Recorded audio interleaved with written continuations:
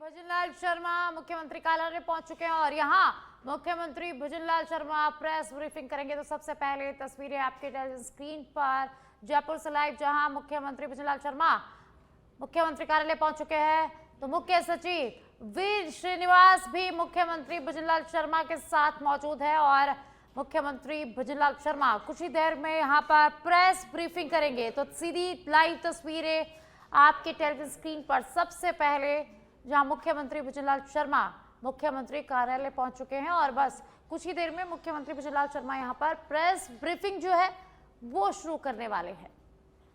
तो सीधी लाइव तस्वीरें मुख्यमंत्री कार्यालय से। मुख्यमंत्री भजनलाल शर्मा पहुंच चुके हैं। मुख्यमंत्री भजनलाल शर्मा के साथ मुख्य सचिव वी श्रीनिवास भी यहां पर मौजूद है और मुख्यमंत्री भजनलाल शर्मा कुछ ही देर में प्रेस ब्रीफिंग यहां पर शुरू करने वाले हैं। तो सीधी लाइव तस्वीरें मुख्यमंत्री। आज केंद्रीय बजट 2026-27 पर आयोजित इस प्रेस ब्रीफिंग में आप सभी का बहुत बहुत स्वागत, अभिनंदन। आज मैं भारत सरकार द्वारा प्रस्तुत केंद्रीय बजट के लिए देश के यशस्वी प्रधानमंत्री आदरणीय नरेंद्र मोदी जी का हृदय से आभार और अभिनंदन करता हूं। केंद्रीय वित्त मंत्री श्रीमती निर्मला सीतारमण जी ने जो ये बजट पेश किया है, ये बजट केवल आय व्यय का दस्तावेज नहीं है, बल्कि नए भारत के निर्माण, आत्मनिर्भर अर्थव्यवस्था और विकसित भारत 2047 के संकल्प की सशक्त घोषणा है। ये बजट उस सोच का प्रतिबिंब है जहां सबका साथ, सबका विकास, सबका विश्वास, सबका प्रयास केवल नारा नहीं बल्कि नीति बन चुका है। कर्तव्य भवन में तैयार किया गया ये पहला बजट तेज आर्थिक विकास, लोगों की आशाओं आकांक्षाओं पर खरा उतरने और सबका साथ सबका विकास के 3 कर्तव्यों को समर्पित रहा है। हमारा पहला कर्तव्य उत्पादकता और प्रतिस्पर्धा को बढ़ाते हुए आर्थिक विकास को तेज और सतत बनाए रखना तथा विश्व में बदल रही परिस्थितियों का सामना करने की क्षमता को विकसित करना है।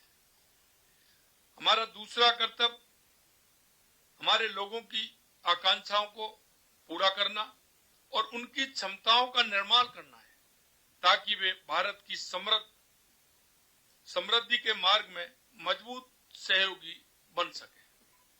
हमारा तीसरा कर्तव्य जो सबका साथ सबका विकास के हमारे दृष्टिकोण के अनुरूप है, यह सुनिश्चित करना है कि अर्थपूर्ण भागीदारी के लिए प्रत्येक परिवार, समुदाय, प्रदेश और क्षेत्र की पहुंच संसाधन, सुविधाओं और अवसरों तक हो।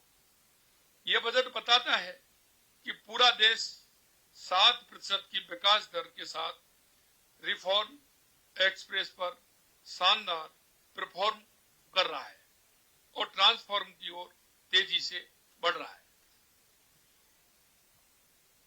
यह बजट नए भारत की महत्वाकांक्षाओं को दर्शाता है, तो उसमें कतार के अंतिम पंक्ति को साथ रखने की प्रतिबद्धता को मजबूत करता है। सही मायने में यह बजट युवा, महिला, किसान, वंचित, गरीब और आम आदमी का बजट है। आदरणीय प्रधानमंत्री जी के नेतृत्व में राष्ट्र की प्रगति के लिए जो भी योजनाएं लाई गई हैं, जो भी घोषणाएं की गई हैं, उन सभी का केंद्र बिंदु आप यानी देश का सामान्य नागरिक ही है। युवा शक्ति केंद्रित इस बजट में युवाओं के लिए रोजगार, स्किल डेवलपमेंट, स्टार्टअप को बढ़ावा देने वाले प्रावधान किए गए हैं। एजुकेशन टू एम्प्लॉयमेंट कमेटी का गठन होने और सर्विस सेक्टर पर फोकस बढ़ाने से रोजगार और स्वरोजगार के अवसर बढ़ेंगे। रेडियोलॉजी, ऑप्टोमेट्री जैसे क्षेत्रों में 1 लाख एलाइड हेल्थ प्रोफेशनल तैयार करने और 1,50,000 केयर गिवर्स को प्रशिक्षण देने की घोषणा भी युवाओं के लिए विशेष रूप से महत्वपूर्ण है।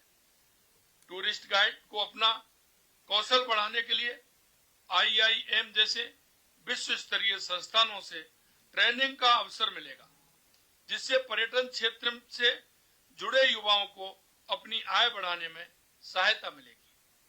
15,000 माध्यमिक विद्यालयों और 5,000 महाविद्यालयों में AVGC कंटेंट क्रिएटर लैब्स की स्थापना डबल इंजन की सरकार की भविष्य की सोच को दर्शाती है।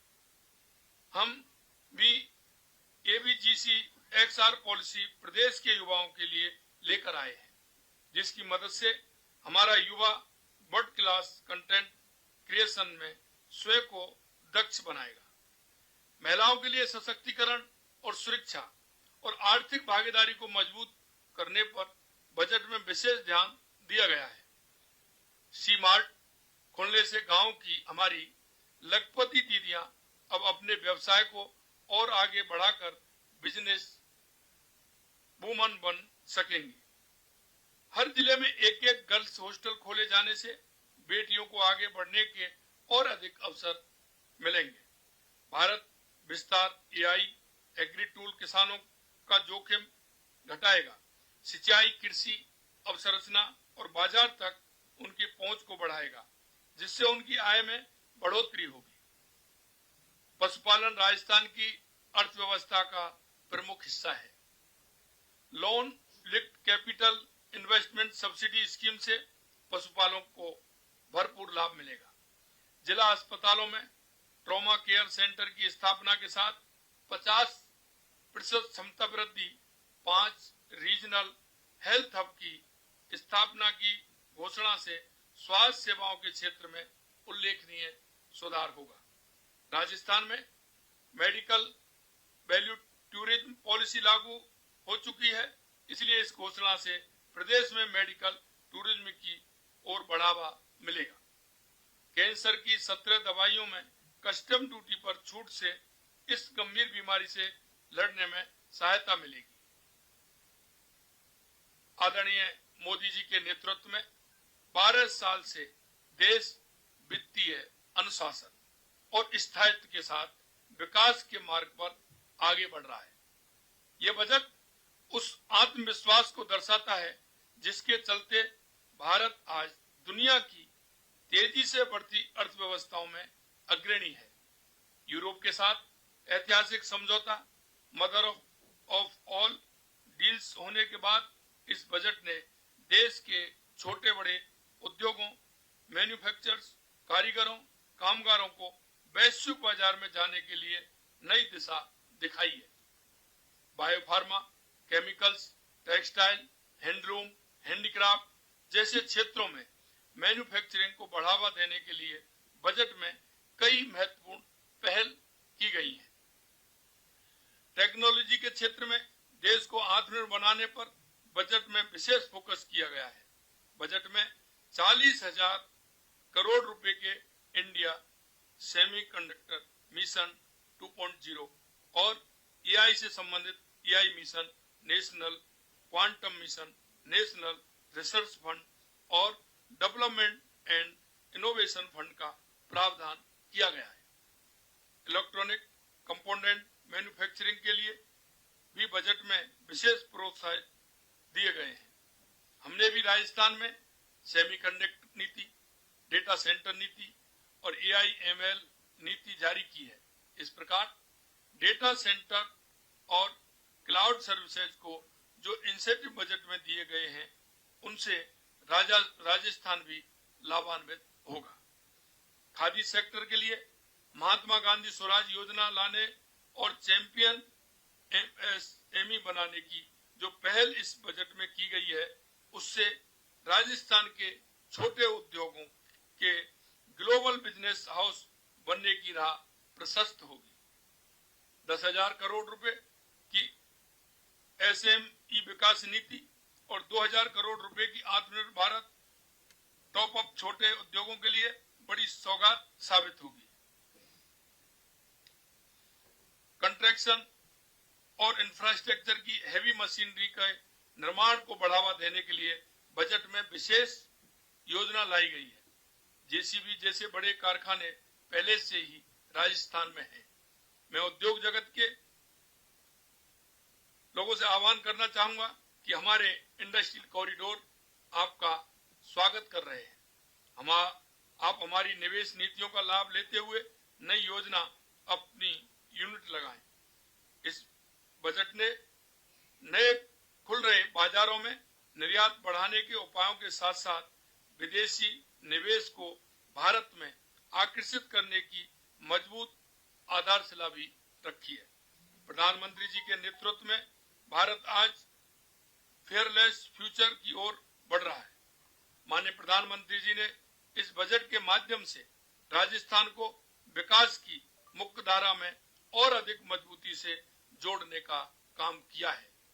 चाहे बुनियादी ढांचों का विस्तार हो, चाहे सड़क, रेल, ऊर्जा और जल से जुड़ी योजनाएं हो, या फिर औद्योगिक और निवेश प्रोत्साहन से जुड़े प्रावधान, इस बजट में राजस्थान की संभावनाओं और आवश्यकताओं को पूरी संवेदनशीलता के साथ स्थान मिला है। चैलेंज मोड पर मेगा टेक्सटाइल पार्क स्थापित करने, टेक्सटाइल लेबर इंसेंटिव स्कीम के आने से राजस्थान में रोजगार के अवसरों में बढ़ोतरी होगी। देश भर में 200 इंडस्ट्रियल क्लस्टर को फिर से मजबूत करने की सौगात भी राजस्थान के लिए एक वरदान है। बजट में अवसंरचना विकास पर विशेष जोर देते हुए 12,20,000 करोड़ रुपए का प्रावधान किया है। 5 लाख से अधिक आबादी वाले टीयर 2 और टीयर 3 शहरों में आधारभूत ढांचे के विकास के लिए inhibit bonds, real estate, investment trust REIT से मिलने वाले आर्थिक संबल से प्रदेश के शहर भी बड़े पैमाने पर लाभान्वित होने जा रहे हैं। म्युनिसिपल बॉन्ड्स की जो पहल की गई है वह हमारे प्रदेश के शहरी ढांचे को मजबूत करने में अहम भूमिका निभाएगी। बीबीजी रामजी योजना में नरेगा की तुलना में 86,000 करोड़ से बढ़ा करके 95,692 करोड़ राशि का आवंटन किया गया है। राजस्थान को इससे अतिरिक्त राशि मिलेगी। बजट में अक्षय ऊर्जा के लिए 32,914 करोड़ रुपए का आवंटन किया गया है। ये पिछले बजट से 30% ज्यादा है। पीएम सूर्य घर योजना को 22,000 करोड़ रुपए दिए गए हैं। इस राशि से 40 लाख नए घर सौर ऊर्जा से लाभान्वित होंगे। सोलर ग्लास मैन्युफैक्चरिंग में प्रयोग आने वाले सोडियम एंटीमोनी के आयात पर कस्टम ड्यूटी में छूट दी गई है। BESS में उपयोग में आने वाले लिथियम आयन सेल बैटरी निर्माण में प्रयुक्त पूंजीगत सामानों के लिए कस्टम ड्यूटी में छूट दी गई है। राजस्थान सौर ऊर्जा में अग्रणी प्रदेश है। इन प्रावधानों से प्रदेश के सोलर सेक्टर को पुष्ट मिलेगा। राजस्थान माइन सेक्टर में भी महत्वपूर्ण स्थान रखता है। बजट में महत्वपूर्ण खनिजों की प्रोसेसिंग के लिए जरूरी पूंजीगत सामान के आयात पर कस्टम ड्यूटी में छूट दी गई है। इससे राजस्थान के खनन उद्योग को बढ़ावा मिलेगा। ये घोषणाएं हमारे राज्य को अग्रणी राजस्थान बनाने में महत्वपूर्ण भूमिका निभाएंगी। मैं प्रधानमंत्री जी का विशेष रूप से धन्यवाद करता हूं कि उन्होंने राजस्थान जैसे उभरते औद्योगिक राज्य को देश की विकास यात्रा का मजबूत स्तंभ मानते हुए सहयोग किया है। यह बजट भारत को आत्मनिर्भर से विकसित, संभावनाओं से उपलब्धियों और संकल्प से सिद्धि की ओर ले जाने वाला बजट है। यह न केवल आर्थिक विकास को बढ़ावा देगा बल्कि सामाजिक न्याय, रोजगार सृजन और डिजिटल इंडिया को मजबूत करेगा। मैं पुनः यशस्वी प्रधानमंत्री श्री नरेंद्र मोदी जी और हमारी माननीय वित्त मंत्री श्रीमती निर्मला सीतारमण जी को धन्यवाद ज्ञापित करता हूं कि उन्होंने आकांक्षाओं, अवसरों और आत्मविश्वास से भरा हुआ बजट दिया है। आप सभी को बहुत बहुत धन्यवाद। जय हिंद, जय भारत, जय राजस्थान। धन्यवाद माननीय मुख्यमंत्री जी एवं मुख्य सचिव जी भी हमारे बीच में मौजूद रहे, उनका भी बहुत बहुत धन्यवाद। आप सभी पत्रकार बंधुओं का बहुत बहुत धन्यवाद, आभार। आप सभी अल्पाहार के लिए आमंत्रित हैं।